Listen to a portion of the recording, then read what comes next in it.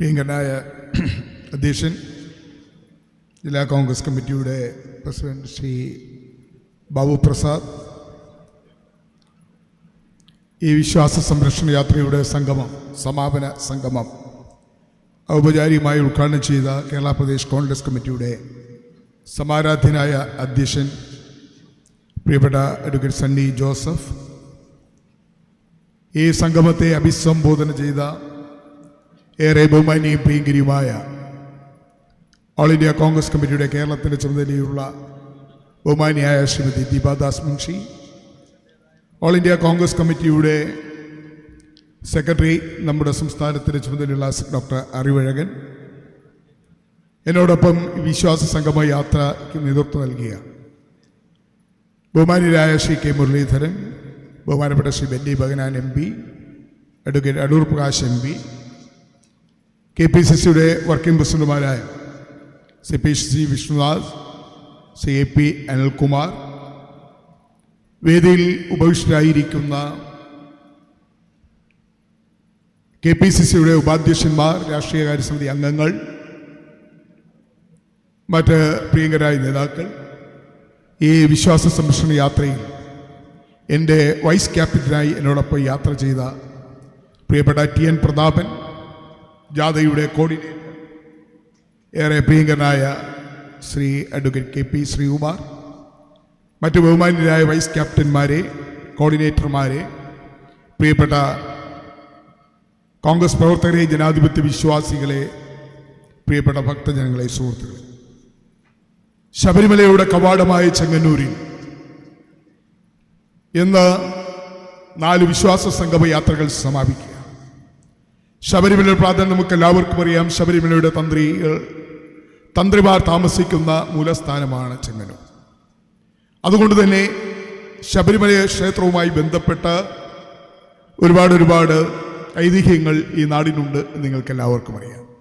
തീർച്ചയായും നാം നൽകുന്ന സന്ദേശം, കോൺഗ്രസ് പാർട്ടി നൽകുന്ന സന്ദേശം, അത് KPC പ്രസിഡന്റും AICC ജനറൽ സെക്രട്ടറി പറഞ്ഞു, നമ്മൾ എക്കാലത്തും വിശ്വാസികൾക്കൊപ്പമാണ്. ആചാരങ്ങളും അനുഷ്ഠാനങ്ങളും സംരക്ഷിക്കാൻ ഏതറ്റം വരെയും പോകുന്ന പ്രസ്ഥാനം ഇന്ത്യൻ നാഷണൽ കോൺഗ്രസ് ആണ് എന്ന് നമ്മൾ ഒരിക്കൽ കൂടി ഇവിടെ തെളിയിക്കുകയാണ്. എന്നെ സംബന്ധിച്ചിടത്തോളം ഇവിടെ ശ്രീ K മുരളീധരൻ പറഞ്ഞതുപോലെ 2ാമത്തെ വിശ്വാസ സംരക്ഷണ യാത്രയാണ് ഞാൻ നേതൃത്വം കൊടുത്തത്. 1ാം പിണറായി സർക്കാരിൻ്റെ കാലത്ത് ശബരിമലയിൽ യുവതീ പ്രവേശനവുമായി ബന്ധപ്പെട്ട സംഭവത്തിൽ അന്നത്തെ KPCC വിശ്വാസ സംരക്ഷണത്തിനായി 4 ജാഥകൾ നടത്തുകയുണ്ടായി. അതിലൊരു ജാഥ ആലപ്പുഴയിൽ നിന്ന് പദയാത്രയായി ആലപ്പുഴയിൽ നിന്ന് NH വഴി മാവേലിക്കരയിൽ വന്ന് ചെങ്ങന്നൂർ വഴി പന്തളം വഴി പത്തനംതിട്ടയിലേക്ക് പോവുകയുണ്ടായി. ഇപ്പോൾ 2ാമത്തെ വിശ്വാസ സംരക്ഷണ യാത്രയ്ക്കും പാലക്കാട്ട് നിന്ന് നേതൃത്വം നൽകാൻ എനിക്ക് സാധിച്ചു എന്നുള്ളത്, അതിനവസരം നൽകിയ KPC പ്രസിഡന്റിനോട്, കേരള പ്രദേശ് കോൺഗ്രസ് കമ്മിറ്റിയോട് ഞാൻ പ്രത്യേകം നന്ദി രേഖപ്പെടുത്തുകയാണ്. ഒരുപക്ഷെ ഞാൻ വിശ്വസിക്കുന്നു, അയ്യപ്പസ്വാമിയുടെ അനുഗ്രഹമുള്ളത് കൊണ്ടാണ് ഇത്തവണയും തെരഞ്ഞെടുപ്പിൽ എനിക്ക് ജയിക്കാൻ കഴിഞ്ഞത് എന്ന് ഞാൻ വിശ്വസിക്കുകയാണ്. മിക്കവാറും എല്ലാ മാധ്യമങ്ങളും പറഞ്ഞു ഞാനിവിടെ തോക്കുമെന്ന് പറഞ്ഞു. പക്ഷെ ഞാൻ തോറ്റില്ല, ഞാൻ ജയിച്ചു. അതിന് കാരണം അയ്യപ്പസ്വാമിയുടെ അനുഗ്രഹമാണ്, ആശീർവാദമാണ് എന്ന് വിശ്വസിക്കുന്നു. അതുകൊണ്ട് തന്നെ ഈ യാത്രയും അയ്യപ്പസ്വാമിക്ക് വേണ്ടി, ശബരിമലയിലെ സ്വർണ്ണക്കൊള്ളയ്ക്കെതിരായി ഈ യാത്രയിലും നേതൃത്വം കൊടുക്കാൻ എനിക്ക് കഴിഞ്ഞതിൽ അതിയായ സന്തോഷവും ചാരിതാർത്ഥ്യവുമുണ്ട്. നമ്മളെ സംബന്ധിച്ചിടത്തോളം ഈ ജാഥയിൽ നമ്മൾ ഉയർത്തിയ പ്രധാനപ്പെട്ട ആവശ്യമെന്ന് പറയുന്നത്, സർക്കാരിൻ്റെ അന്വേഷണ സംഘങ്ങൾ, അതായത് ദേവസ്വം വിജിലൻസും എന്നെ ഹൈക്കോടതി നിയോഗിച്ച national investigation SIT special investigation ടീമും, ഈ 2 അന്വേഷണം പ്രാഥമികമായ നിഗമനം സ്വർണ്ണക്കൊള്ള നടത്തിയത് 2019 KPC പ്രസിഡന്റ് വായിച്ചു 2016 പിണറായി വിജയന്റെ ഗവൺമെന്റ് അധികാരത്തിൽ വന്നതിന് ശേഷമാണ്. അപ്പോൾ അന്വേഷണത്തിന്റെ പ്രാരംഭഘട്ടത്തിൽ തന്നെ ദേവസ്വം ബോർഡിന്റെ പങ്കാളിത്തവും ദേവസ്വം മന്ത്രിയുടെ ഇടപെടലും എല്ലാം വ്യക്തമായിരിക്കും. അപ്പോൾ ഇവിടെ സ്വാഭാവികമായി വരുന്ന ചോദ്യം എന്താണ്? ഈ സ്വർണ്ണക്കൊള്ള നടത്തിയ കള്ളന്മാരെ, കാട്ടുകള്ളന്മാരെ കണ്ടുപിടിക്കാൻ ദേവസ്വം വിജിലൻസ് ആവുമോ? അതോടൊപ്പം തന്നെ SITക്ക് ആവുമോ? ആവില്ല എന്നാണ് ഭക്തജനങ്ങൾ വിശ്വസിക്കുന്നത്. അതുകൊണ്ടാണ് കേരള പ്രദേശ് കോൺഗ്രസ് കമ്മിറ്റി ശബരിമല വിശ്വാസികളുടെ വികാരങ്ങൾ മനസ്സിലാക്കിക്കൊണ്ട് കേരള പ്രദേശ് കോൺഗ്രസ് കമ്മിറ്റി ഗവൺമെന്റിനോട് ആവശ്യപ്പെടുന്നത് ശബരിമലയിൽ നടന്ന 2016 മുതൽ നടന്ന സ്വർണ്ണക്കൊള്ള, ആ സ്വർണ്ണക്കടത്ത്, അത് ഹൈക്കോടതിയുടെ മേൽനോട്ടത്തിൽ CBIയുടെ അന്വേഷണത്തിലൂടെ മാത്രമേ വസ്തുതകൾ വെളിച്ചത്ത് വരികയുള്ളൂ. സംസ്ഥാന ഗവൺമെന്റ് നടത്തുന്ന ഏത് അന്വേഷണവും മുഖ്യ പ്രതികളെ വെള്ളപൂശും എന്ന കാര്യത്തിൽ സംശയം. ഇവിടെ ഉണ്ണികൃഷ്ണൻ പോറ്റിയെ അറസ്റ്റ് ചെയ്തു. നമ്മുടെ ജാഥ, ഈ വിശ്വാസ സംഗമ യാത്ര ചെങ്ങന്നൂരിൽ സമാപിച്ചപ്പോൾ ഇതിന്റെ പ്രധാനപ്പെട്ട കണ്ണിയായ ഉണ്ണികൃഷ്ണൻ പോറ്റിയെ അറസ്റ്റ് ചെയ്ത് റിമാൻഡിൽ എത്തിച്ചിരിക്കുകയാണ്. അത് നമ്മുടെ ഈ യാത്രയുടെ ഒരു വിജയം തന്നെയാണ് എന്ന കാര്യത്തിൽ യാതൊരു സംശയമില്ല. ഉണ്ണികൃഷ്ണൻ പോറ്റിയെ ഒരാഴ്ചയ്ക്ക് മുമ്പ് അല്ലെങ്കിൽ 2 ആഴ്ചയ്ക്ക് മുമ്പ് വിളിച്ചു വരുത്തി ചോദ്യം ചെയ്ത് വിട്ടയച്ചു. എന്നാൽ വിശ്വാസികൾ ഉണ്ണികൃഷ്ണൻ പോറ്റിയെ വിട്ടയച്ചതിനെതിരായി, അതോടൊപ്പം തന്നെ ഉണ്ണികൃഷ്ണൻ പോറ്റിയെ ശരിയായ രീതിയിൽ ചോദ്യം ചെയ്യാത്തതിലും വലിയ പ്രതിഷേധത്തിലായി. നമ്മൾ ഉന്നയിച്ച ആവശ്യം തന്നെയായിരുന്നു. ആദ്യത്തെ ചോദ്യം ചെയ്യൽ കഴിഞ്ഞ് ഉണ്ണികൃഷ്ണൻ പോറ്റി വളരെ കൂളായി ഇറങ്ങി വരുന്ന ചിത്രമാണ് നമ്മൾ കണ്ടത്. പക്ഷേ പൊതുജന വികാരം, അതോടൊപ്പം തന്നെ വിശ്വാസികളുടെ വികാരം ഉണ്ണികൃഷ്ണൻ പോറ്റിയെ ചോദ്യം ചെയ്ത് വിട്ടയച്ചതിൽ അതിഭയങ്കരമായ, അതിശക്തമായ പ്രതിഷേധമാണ്. അപ്പൊ നമ്മുടെ വിശ്വാസ സംഗമ യാത്ര ചെങ്ങന്നൂർ എത്തിയപ്പോൾ തന്നെ ഇത് വിജയിച്ചിരിക്കുന്നു എന്നതിൻ്റെ ഒന്നാമത്തെ തെളിവാണ് ഉണ്ണികൃഷ്ണൻ പോറ്റിയുടെ ഈ അറസ്റ്റ്. ഇതുകൊണ്ടായോ? ഉണ്ണികൃഷ്ണൻ പോറ്റി മാത്രമാണോ? ഉണ്ണികൃഷ്ണൻ പോറ്റിക്ക് ഇതിനാവശ്യമായ ഒത്താശകൾ ചെയ്തു കൊടുത്താര്? ഉണ്ണികൃഷ്ണൻ പോറ്റിക്ക് ശബരിമലയിലെ സ്വർണ്ണപ്പാളികൾ കൊടുത്തയച്ചതാര്? അതിന് തീരുമാനമെടുത്തതാര്? നമുക്കറിയാം, ബഹുമാനപ്പെട്ട ഹൈക്കോടതിയിൽ നിന്ന് ഹൈക്കോടതിയുടെ പെർമിഷൻ വാങ്ങിച്ചിട്ടില്ല. ദേവസ്വം മാനുവൽ പൂർണ്ണമായി ലംഘിക്കപ്പെട്ടുകൊണ്ടാണ് സ്വർണ്ണപ്പാളികൾ സ്വർണം പൂശാൻ വേണ്ടി പല സ്ഥലത്തേക്കും കൊടുത്തുവിട്ടത്. ചെന്നൈയിലേക്കും ബാംഗ്ലൂരും ഹൈദരാബാദ്. തിരിച്ചു വന്നപ്പോൾ സ്വർണ്ണപ്പാളികൾ ചെമ്പുപാളികളായിട്ടാണ് വന്നിരിക്കുന്നത്. എന്തൊരു മറിമായമാണ്! എത്ര കിലോഗ്രാം സ്വർണം കൊണ്ടുപോയി? എത്ര കിലോഗ്രാം സ്വർണം തിരിച്ചു വന്നു? കൊണ്ടുപോയ സ്വർണത്തിന് പകരം ചെമ്പുപാളികൾ എങ്ങനെയാണ് എത്തിയത്? ഇതൊക്കെ സ്വാഭാവികമായി ഉയരുന്ന ചോദ്യങ്ങളാണ്. ഈ ചോദ്യങ്ങൾക്ക് ആരാണ് ഉത്തരം പറയേണ്ടത്? ഈ ചോദ്യങ്ങൾക്ക് ഉത്തരം പറയേണ്ടത് ദേവസ്വം മന്ത്രിയാണ്.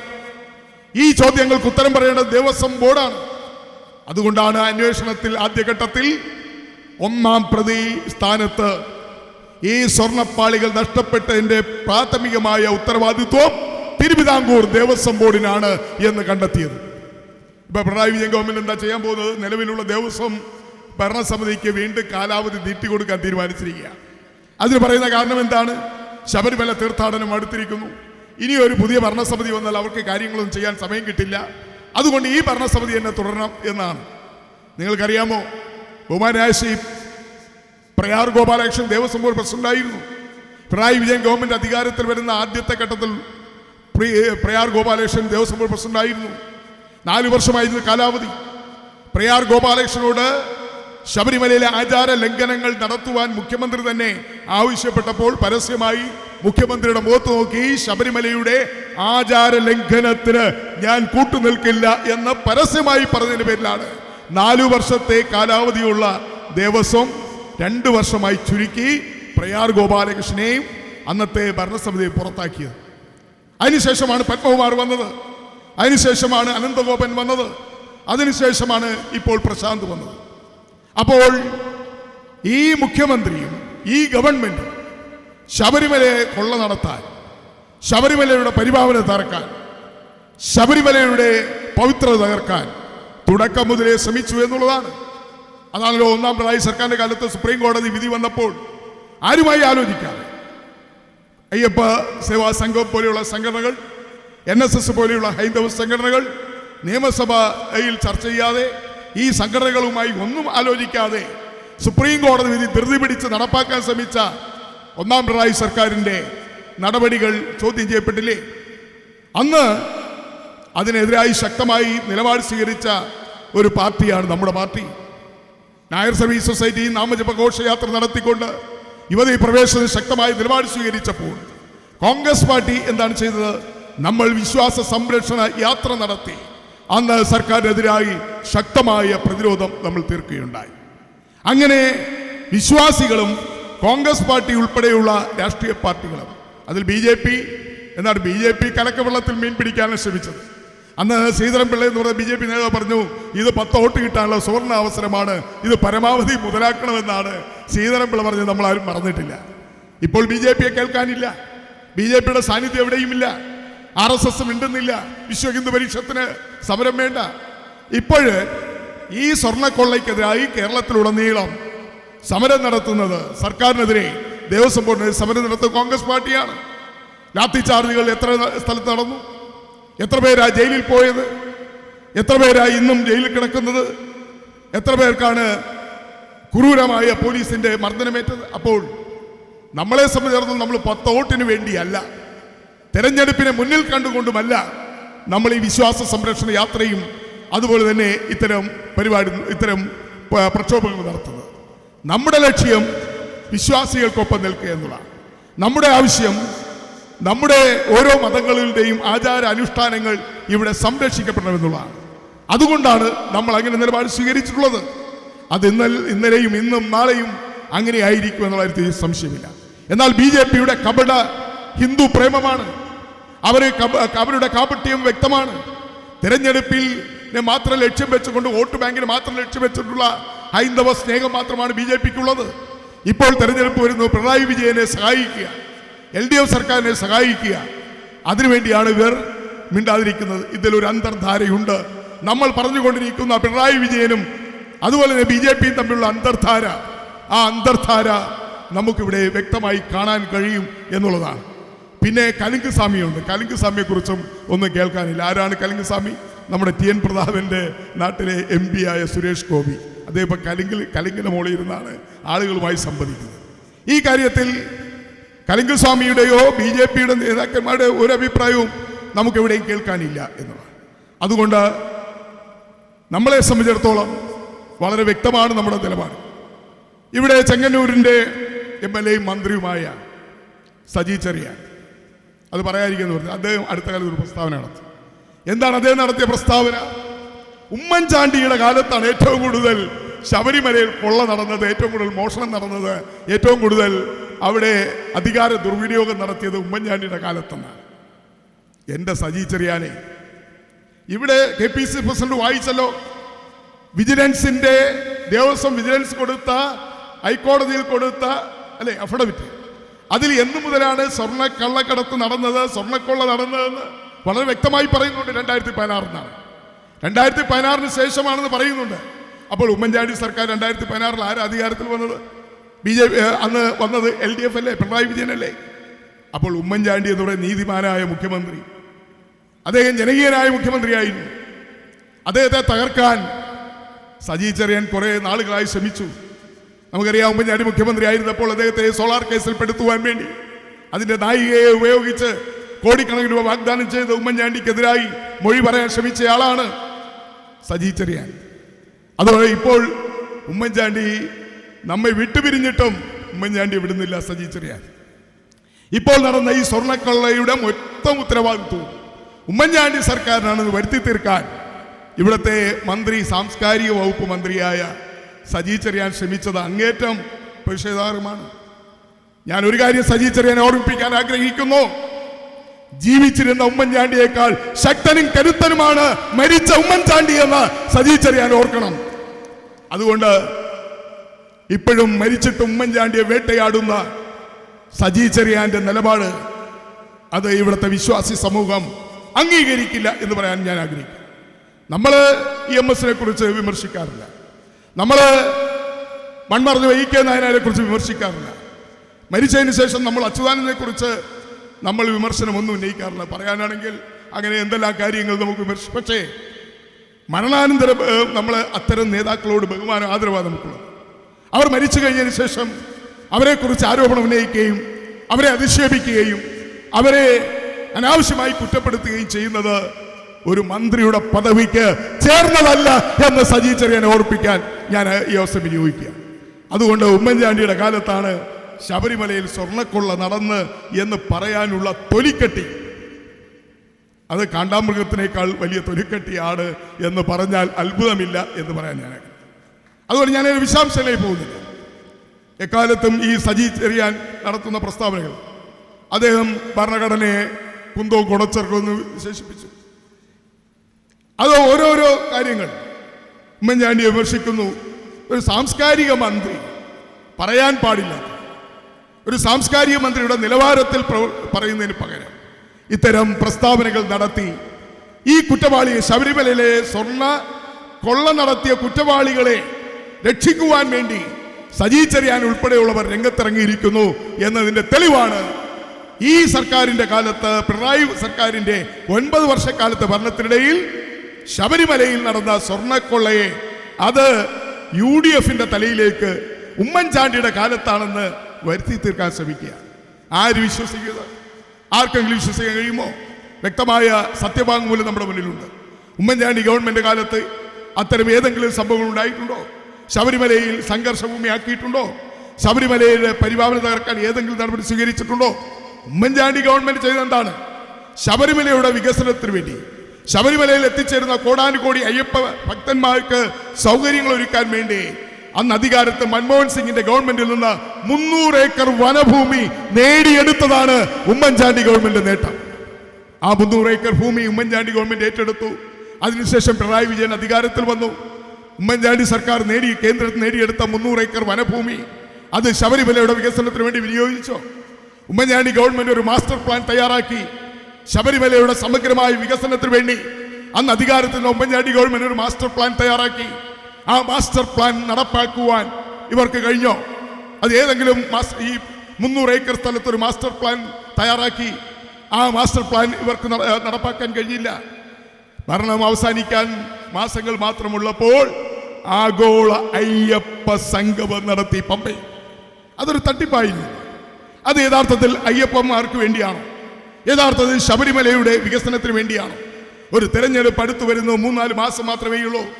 9 വർഷക്കാലം ഭരിച്ചിട്ട് ശബരിമലയെ കുറിച്ച് ഓർക്കാത്തവർ, 9 വർഷക്കാലം ഈ സംസ്ഥാനം ഭരിച്ചപ്പോൾ ശബരിമലയുടെ വികസനത്തിന് ചെറുവിരൽ അനക്കാത്തവർ, ഉമ്മൻചാണ്ടി കേന്ദ്ര ഗവൺമെന്റ് നേടിയെടുത്ത 300 ഏക്കർ വനഭൂമിയിൽ മാസ്റ്റർ പ്ലാൻ നടപ്പാക്കാൻ അതിന് സമയം കണ്ടെത്താൻ കഴിയാത്ത പിണറായി വിജയനും ഈ ഗവൺമെന്റും എന്താണ് ചെയ്തത്? 1 മാസത്തിന് മുമ്പ് ശബരിമലയിൽ പമ്പാ സംഗമം നടത്തി. ആഗോള അയ്യപ്പ സംഗമം. എന്തിനു വേണ്ടിയാണ് ആഗോള അയ്യപ്പ സംഗമം നടത്തിയത്? ശബരിമലയുടെ വികസനം അല്ല, മറിച്ച് ഈ ശബരിമലയ്ക്ക് വേണ്ടി മുന്നോട്ട് വരുന്ന സ്പോൺസർമാരെ കണ്ടുപിടിക്കുക, എന്നിട്ട് അവരെ പിഴിയുക, എന്നിട്ട് അവരെ കൂടെ നിർത്തുക. എത്ര കോടിയാ ചെലവാക്കി? 8 കോടി രൂപയാണ് ചെലവാക്കിയത്. കോടതി പറഞ്ഞത് എന്താണ്? തിരുവിതാംകൂർ ദേവസ്വം ബോർഡിന്റെ ഫണ്ടിൽ നിന്ന് 1 പൈസ പോലും ഈ ആഗോള അയ്യപ്പ സംഗമത്തിന് ചെലവാക്കില്ലെന്ന് സത്യവാങ്മൂലം കൊടുത്തിട്ട് തിരുവിതാംകൂർ ദേവസ്വം ബോർഡിന്റെ ഫണ്ടിൽ നിന്ന് 3 കോടി രൂപയാണ് ഈ ആഗോള അയ്യപ്പ സംഗമത്തിന് നൽകിയത്.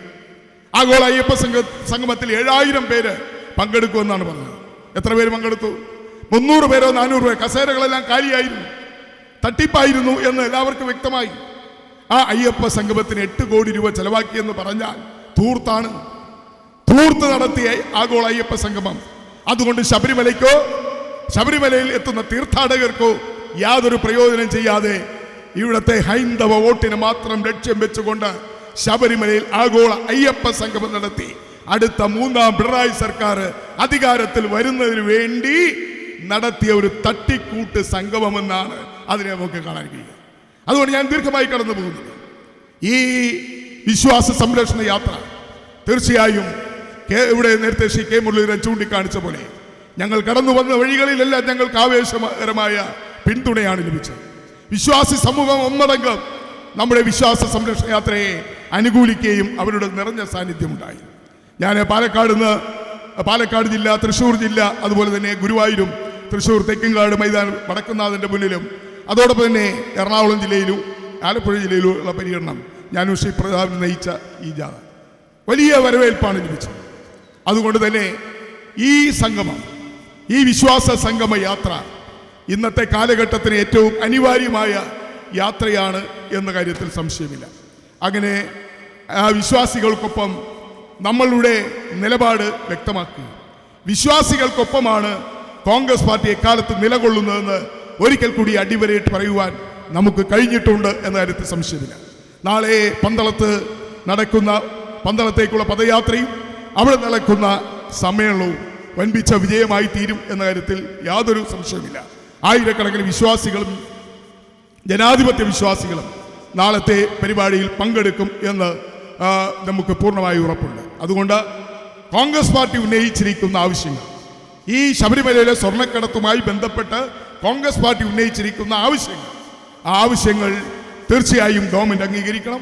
വാസവനെ മന്ത്രിസഭയിൽ നിന്ന് പുറത്താക്കണം. അതോടൊപ്പം തിരുവിതാംകൂർ ദേവസ്വം ബോർഡ് പിരിച്ചുവിടണം. എങ്കിൽ മാത്രമേ അയ്യപ്പ ഭക്തന്മാർക്ക് ആശ്വാസം ഉണ്ടാവുകയുള്ളൂ. മന്ത്രി വാസവൻ ഇനിയും മന്ത്രിയായി തുടർന്നാൽ, ഈ ദേവസ്വം ബോർഡ് തുടർന്നാൽ തെളിവുകൾ നശിപ്പിക്കപ്പെടും. അതോടൊപ്പം തന്നെ ശബരിമല നടന്ന സ്വർണ്ണക്കടത്തുമായി ബന്ധപ്പെട്ട പ്രതികളെ, അതിന് ഉത്തരവാദികളെ സംരക്ഷിക്കുന്ന ഒരു നടപടി ഇവരുടെ ഭാഗത്തുണ്ടാകും. അതുകൊണ്ട് ദേവസ്വം മന്ത്രി വാസവന് ഒരു നിമിഷം പോലും അധികാരത്തിൽ തുടരാൻ അവകാശമില്ല. അത് എത്രയും പെട്ടെന്ന് രാജിവെച്ച് പോകണം. തിരുവിതാംകൂർ ദേവസ്വം ബോർഡ് പിരിച്ചുവിടണം. അയ്യപ്പ ഭക്തന്മാരുടെ വികാരം മനസ്സിലാക്കിക്കൊണ്ട് ഗവൺമെന്റ് പ്രവർത്തിക്കണം എന്നാണ് ഞങ്ങൾക്ക് അഭ്യർത്ഥിക്കാനുള്ളത്. അല്ലെങ്കിൽ നിങ്ങൾക്ക് അയ്യപ്പ ശാപമേറ്റ് നിങ്ങൾക്ക് ജനകീയ കോടതിയിൽ മറുപടി പറയേണ്ടി വരും. അയ്യപ്പ ശാപമേറ്റ് ഈ സർക്കാർ തീർച്ചയായും താഴെ വീഴും എന്ന കാര്യത്തിൽ യാതൊരു സംശയമില്ല. അത് അത്രയ്ക്ക് ശക്തിയുള്ള ശബരിമല അയ്യപ്പൻ, ആ ക്ഷേത്രം, അതിൻ്റെ എല്ലാ തരത്തിലുള്ള ആചാരങ്ങളും അനുഷ്ഠാനങ്ങളും അത് സംരക്ഷിക്കുവാൻ തീർച്ചയായും ഇന്ത്യൻ നാഷണൽ കോൺഗ്രസ് എക്കാലവും മുന്നിൽ തന്നെ ഉണ്ടാകുമെന്ന് ഒരിക്കൽ കൂടി അറിയിച്ചുകൊണ്ട് എന്നോടൊപ്പം ഈ ജാഥയിൽ വൈസ് ക്യാപ്റ്റനായി യാത്ര ചെയ്ത ശ്രീ ടി എൻ പ്രതാപിന് വേണ്ടി ഞങ്ങളുടെ യാത്ര ഇവിടെ വൻപിച്ച സ്വീകരണം നൽകിയ, വരുന്ന സ്ഥലങ്ങളിലെല്ലാം ആവേശകരമായ വരവേൽപ്പ് നൽകിയ എല്ലാ പാർട്ടി പ്രവർത്തകരോടും ജനാധിപത്യ വിശ്വാസികളോടും ഈശ്വര വിശ്വാസികളോടും എല്ലാവരോടും ആത്മാർത്ഥമായ നന്ദി രേഖപ്പെടുത്തിക്കൊണ്ട് നിർത്തട്ടെ. നന്ദി, നമസ്കാരം.